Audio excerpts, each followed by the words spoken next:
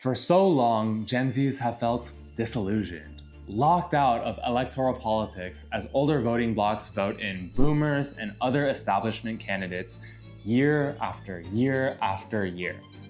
But as demonstrated by Zoran Mamdani's stunning upset of former Governor Andrew Cuomo in New York's Democratic mayoral primary last week, this trend has been turned completely on its head. Gen Z culture is taking over American electoral politics. From TikTok edits to memes to social media educational campaigns to political podcasts to streamer interviews, Gen Z cultural staples are at the forefront of some of the most prominent political campaigns in America.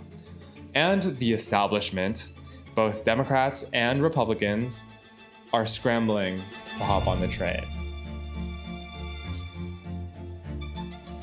In the fallout of Kamala Harris's loss in the 2024 election and the monumental shift of young voters towards Donald Trump, the question that has plagued conversations between Democrats and political commentators for months was, what caused such a large shift of young voters to the right?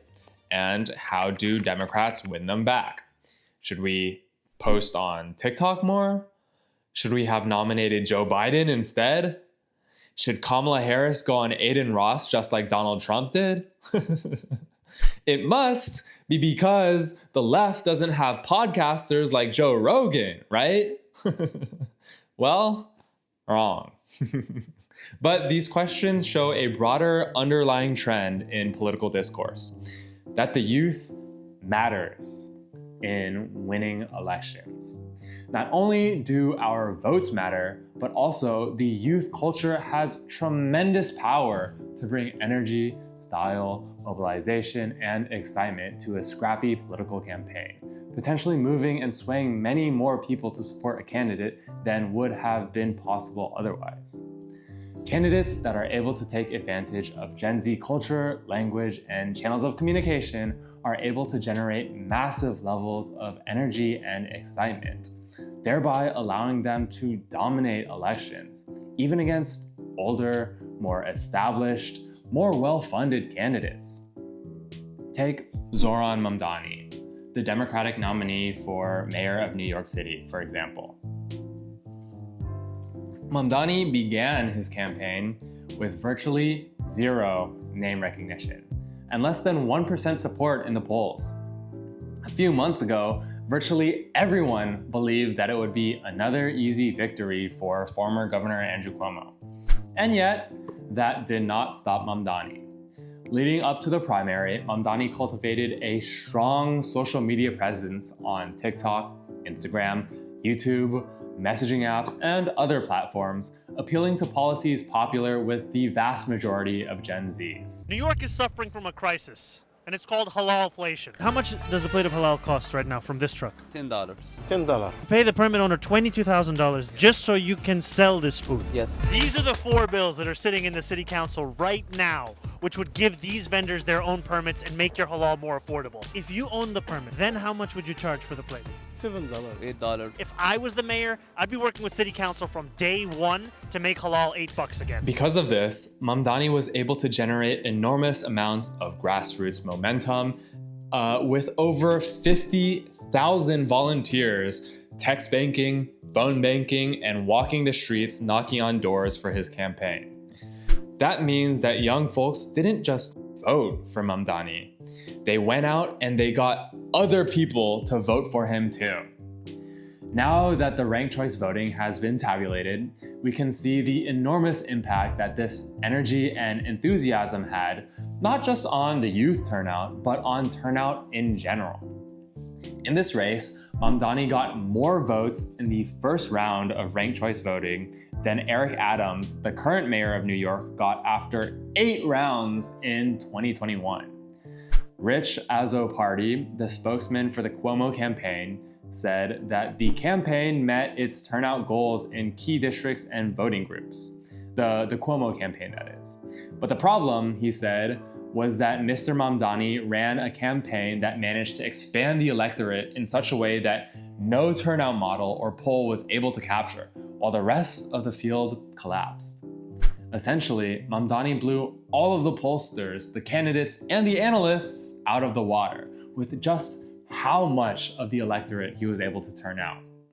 At the end of the ranked choice voting calculations, Mamdani won by a whopping 12 points, much of which was fueled by young voters. One of the keys for Mamdani, there's been some attention on this, and I wanted to show you this, the support he had from the young voters and the turnout that he got from young voters. We don't see this often in elections. We're used to talking about how it's the older voters who turn out more. Well, check this out here. Mamdani ran up big numbers in younger neighborhoods and got bigger turnout there, and that adds up to a pretty big political upset. While this is just one election, it signifies a sea change in the way that our politics functions. The traditional way of running a political campaign, symbolized by Andrew Cuomo, the traditional strategy of spending millions and millions of dollars to blast the media with political advertisements and appealing to older voters and likely voters is over. Mamdani has shown that appealing to Gen Z political preferences using Gen Z culture, language, and channels of communication in order to generate excitement, energy, and grassroots mobilization is a winning strategy, even in the face of overwhelming odds. Now, that is not to say that American politics is becoming a social media game. No, social media is just a means to create that momentum. At the end of the day, you still need a candidate that can truly connect with the people that they are running to represent. You still need a candidate that understands deeply the needs of the community. You still need a candidate with a bold agenda to address these needs and improve the lives of their community. Yes, Mamdani had a fantastic social media campaign. But that all would have meant nothing if his policies didn't resonate with the people of New York. All that would have meant nothing if he didn't have 50,000 volunteers out on the streets knocking on doors for his campaign. The momentum, the energy comes from the people, not social media alone. And I fear that Democrats are sort of taking the exact opposite lesson from Mamdani's campaign and Kamala Harris's defeat in 2024. I fear that the lessons that they are learning is that Mamdani had a strong social media presence, so that's what we need to do too. Or Donald Trump went on right-wing podcasts, so we need left-wing podcasts to combat that. Sure. Social media is an important part of maximizing your reach to Gen Z voters. But none of that will matter if your policies and your values don't resonate with them. I mean, Kamala Harris, by all means, was completely fine in the social media department. She had TikTok moments with coconut trees and Brat Summer and whatnot.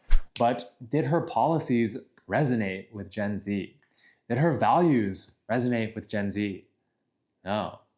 And yet, it seems like Democrats are scrambling to appeal to Gen Zs by doing more social media without the substance.